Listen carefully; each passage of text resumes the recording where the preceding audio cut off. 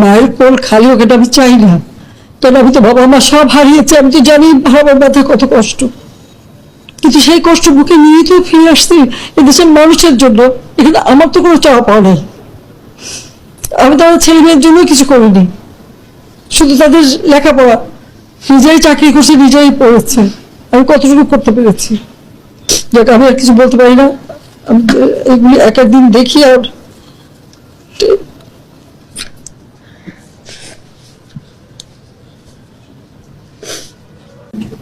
যে সমস্ত ঘটনা ঘটেছে আর যেভাবে মানুষগুলি ক্ষতিগ্রস্ত হয়েছে আর যারা মারা গেছে, আমি তাদের আত্মার মাগফিরাত কামনা করি। আর যারা এখন আহত, তাদের সকলের চিকিৎসা সুষ্ঠুভাবে হচ্ছে। আমি আমাদের ডাক্তার, নার্স বা কর্মচারী সকলকে আমি আন্তরিক ধন্যবাদ জানাচ্ছি যে তারা দিন রাত অক্লান্ত পরিশ্রম করেছেন।